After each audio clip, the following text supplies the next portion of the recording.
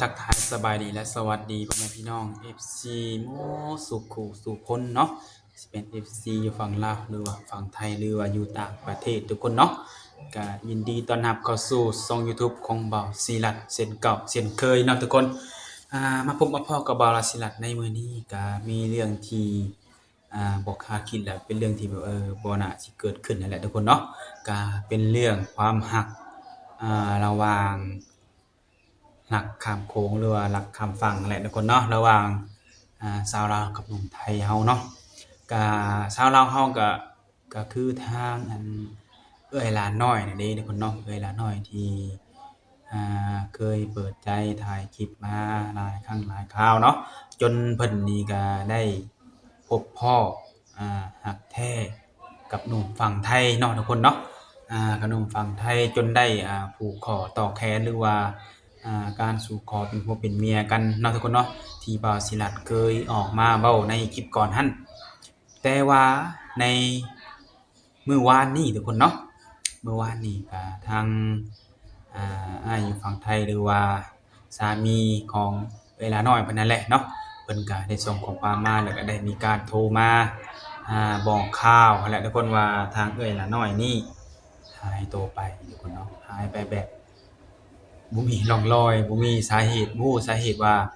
ไปไสไปอยู่ไสเนาะทุกคนเนาะแต่ว่ารายละเอียดนี้ทางบางสถานีก็จะให้ทางสามีเพิ่นให้ข้อมูลเพิ่มเติมเนาะ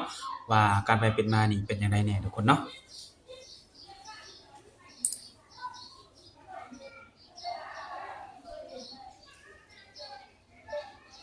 ก็โทรหาทางอ้ายเพิ่นเลยเนาะทุกคนเนาะอันนี้เนาะเพื่ออ้ายเพิ่นให้ข้อมูลมาหั่นแหละ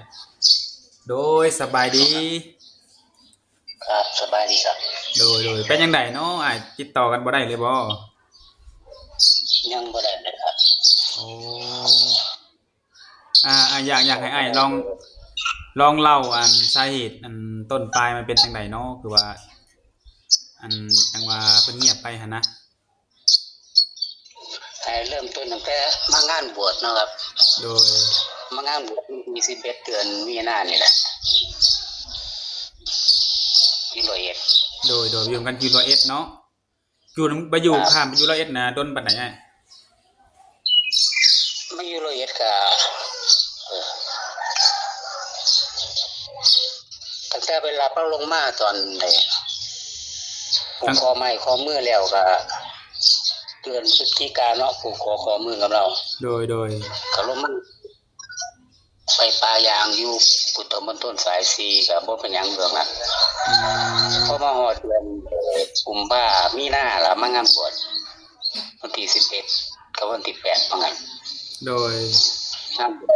งานบวช2งานอยู่บ้านนั่นล่ะก็กลับไปกรุงเทพวันที่10ถึงกรุงเทพวันที่16ยามมื้อเช้ากลับไปนอนห้องอยู่สาย4น่ะโอ้โดยครับตื่นยามเช้ามาประมาณ 7:00 นกว่าหลาน้อยบ่อยผมไปซื้อเนื้อหมูเนื้อหยังเฮ็ดไว้เด้อแล้วก็สิปรุงบ่นะไปลาบหมูไว้นะโดยให้ผมไปฝักไปซอยหอมไว้นะพอเดินเกือบโทรมาบอกผมประมาณ5นาทีแล้วว่าลูกค้าโทรหาลูกค้าเด้อลูกค้าไปอย่างงานนอกนะครับผมรับงานนอกนั้นครับและในมื้อใดวันที่ใดเนาะที่ทางเอื้อยเพิ่นนั้นหายตัวไปหั่นน่ะแบบเงียบไปเลยหั่นน่ะ17มีนายามมื้อเช้าครับประมาณยามมื้อเช้า8:00 นกว่านิดหน่อยน่ะและได้มีการฮ้ายกันเถียงกันบ่หรือว่าแนวใดจังว่าบ่มีได้เถียงนะครับบ่เถียงบ่เถียงดีๆอยู่ครับโอ้ดีนำกันอยู่เนาะครับวันที่16นอนน้ำห้องนำกันดีๆก็เว้ากันนะสงกรานต์กับบ้านเฮาเนาะโดยเราคนส่วนกับลาวกับหยังอยู่เด้ดีๆโดยนั่นล่ะเพิ่นลืมเจ้ามาวันที่7ยามเช้าแล้วก็เราก็หายไปเลยนะก่อนเพิ่นสิหายตัวไปเพิ่นได้บอกว่าเพิ่นสิไปไสหั่นนะบ่ได้บอกเลยครับโอ้แล้วอ้ายอยู่ไสเนาะตอนเพิ่นหายตัวไปนะอยู่ในลานยางครับบ่ไกลจากห้องหรอกประมาณ500 เมตรนี่แหละ คืออ้ายลงไปเฮ็ดงานแต่ว่าเพิ่นถ่ายอยู่เฮือนบ่แม่นเราถ่ายเนี่ยแล้วว่าอาบน้ำแล้วเราสิลงไปปรุงดอกมาปรุงลาบหมู โดยโอ้ ครับ แล้วบ่ได้ติดต่อหาทางญาติพี่น้องเพิ่นได้บ่ติดต่ออยู่ทางลาวครับเพิ่นว่าติดตามหาเบิ่งบางเขาบอกกับแม่เพิ่นเรื่อยๆอยู่ แต่ว่าติดต่อทางญาติเพิ่นได้เนาะ ติดต่อได้อยู่ครับ โอ้แต่ว่าทางญาติเพิ่นก็บ่ฮู้คือกันว่าเพิ่นไปไสเนาะ แม่แต่ลูกสาวเพิ่นนี่เก็บผมติดต่อเพิ่นบ่ได้ผมบ่เลยเป็นเพื่อนในหมู่เฟซเพิ่นนะติดลูกสาวเรา โดยไอ้มีการสงสัยหยังเกี่ยวกับตัวเพิ่นอยู่บ่ที่เพิ่นหายตัวไปว่าเป็นย้อนหยังเพิ่นถึงว่าหนีไปหรือว่าสิบ่เห็นร่องรอยนี่นะ ย่านคนมีหลอกมาหลอกมีหยังเราไปนะ โอ้ ก็เสือคนง่าย เพิ่นเชื่อคนง่ายจังซี่บ่ อ่ะ อืมคือเพิ่นก็คือสิบ่ปานใดติก็เพิ่นก็อายุหลายเด้อละน้อยเนาะอายุเพิ่นเท่าไหร่ก็ 40น่ะ 40แล้วเนาะโดยพอแม่นนั่นเห็นตัวเราก็แม่นเราบ่ขึ้นมาผมก็บ่เป็นหยังเป็นห่วงเราอย่างเรากลับไปอยู่บ้าน ถึงว่า ลูกแม่ผมบ่ โด ขึ้ ย นก็ได้ แต่ว่าความสำคัญตัวนี้คืออยากรู้ว่าเพิ่นอยู่ไสเนาะเป็นอยู่จังใดเนาะ แม่นครับ โดยก็คือว่าน่าอยู่ ดีบ่อยู่ไหน นั่นอยู่นำกันดีๆตื่นเช้ามาเพราะว่ายังหาย หายไปโดยบ่รู้ว่าสาเหตุมันไปไสเนาะคนเป็นสามีก็กังวลแหละเนาะ ครับเราเสื้อผ้าไปสุดเดียว โอ้สุด เสื้อผ้าเต็มในห้อง 2-3 กระเป๋ามีเลยอีก2ถุง โดยคันว่าเพิ่นลักหนีนี่เพิ่นน่าจะเอาเครื่องหรือว่าเสื้อผ้ามันไปนำเนาะแม่นบ่ แม่เราไปสุดเดียว อันนี้ไปสุดขาคิงเลยแม่นบ่สุดที่เพิ่นใส่ไว้นำแม่นบ่ แม่นเนาะ โอ้ช่างมาท่านั้นบ่ได้มีกล้องวงจรหยังบ่อ้าย มีอยู่โครงยังไปขึ้นรถที่ป้ายรถเมล์มันอ๋อตลอด เห็นไปขึ้นรถอยู่ป้ายรถเมล์ ครับมีอยู่ป้ายรถเมล์ประมาณ 2-300 เป็นเขาบ่ไกลจากห้องแม่ แต่เพิ่นไปคนเดียวเพิ่นว่าขึ้นป้ายรถเมล์นะ มันนี่บ่ฮู้กันนะมันบ่ได้ไล่เบิ่งกล้องนะ โอ้แต่ว่าเห็นแต่ว่าเพิ่นขึ้นรถเมล์ไปเนาะ ไปผู้เดียวแล้ว โดยแต่ว่าอ้ายก็ได้ลงทางเพจทางหยังอยู่บ่ที่ประกาศตามหาตัวเพิ่นนะ ยังนี่ครับผมวันนี้นะผมมาโทรมาปรึกษาผู้แลก โดย เป็นแนวทาง เดี๋ยวก็มีแต่ว่าสิเอาลงโซเชียลให้เนาะลงโซเชียลให้ตามหาให้โดยเพื่อว่าคลิปนี้สิไปให้เพิ่นเห็นเนาะเห็นก็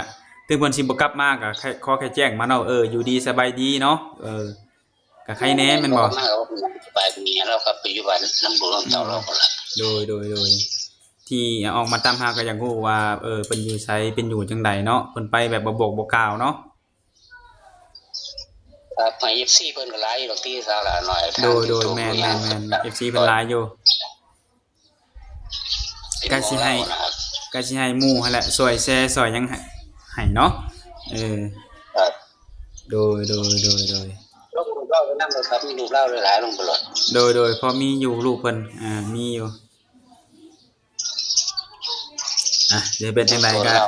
สิติดตามให้เนาะสิตามมาให้หั่นแหละเดี๋ยวมีข่าวๆได้สิแจ้งไปให้ได้อเด้อ ครับครับผม โดยขอบใจหลายๆเด้อสำหรับให้ข้อมูลในมื้อนี้ ครับขอบคุณหลายๆด้วยครับ ครับผมยินดีครับโอเคครับ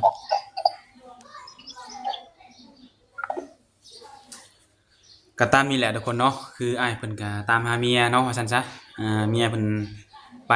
แบบบ่บอกบ่กล่าวเนาะเสื้อผ้าอีหยังหน้าแพรเพิ่นก็ยังคือเก่าเนาะยังอยู่บ้านของสามีเพิ่นนั่นแหละอยู่ร้อยเอ็ดนั่นแหละทุกคนเนาะแต่ก็บ่ฮู้ว่าเพิ่นจะมาไปทางละน้อยนี่เพิ่นอยู่ไสอยู่กับไผหรือว่าเป็นอยู่จังใดตอนนี้เนาะคือทางสามีเพิ่นก็บ่ได้บังคับว่าอีหยังทั้งถ้าว่าบ่อยากกลับไปอยู่นำเพิ่นแล้วก็แค่บอกว่าอยู่ดีสบายดีตอนนี้อยู่นำพ่อแม่หรือว่าอยู่นำพี่น้องหยังก็ตามเนาะก็เพิ่นแค่อยากฮู้ซื่อๆทุกคนเนาะ สำหรับคนที่เป็นสามีแหละทุกคนเนาะเป็นจังไดสำหรับคลิปนี้ก็ฝากพ่อแม่พี่น้องกับ FC เนาะช่วยแชร์ให้กันทุกคนเนาะ1คน1แชร์ให้กันเนาะเพื่อเป็นกำลังใจหรือว่าตามหาทางเวลาน้อยหรือว่าเมียทางอ้ายอยู่ร้อยเอ็ดเนี่ยทุกคนเนาะโอเคทุกคนเนาะก็ฝากเป็นกำลังใจให้ทางอ้ายเพิ่นนั่นแหละเนาะได้เจอกับเวลาน้อยไวๆเนาะทุกคนเนาะหรือว่าฮู้ข่าวไวๆนั่นแหละเนาะ โดยสำหรับบาสิลัดก็คือสิบ่มีหยังมากมายแล้วมื้อนี้เนาะก็ออกมาเป็นสื่อให้เพิ่นก็สิขอยุติคลิปส่ำนี้แหละถ้าว่าเมื่อใดพบเจอกันแล้วนี่สิได้ออกมาแจ้งให้ FC ได้รับทราบเช่นเก่าแล้วทุกคนเนาะโอเคสำหรับวันนี้บาสิลัดก็สิได้ขอตัวกลับก่อนทุกคนเนาะโดยสบายดี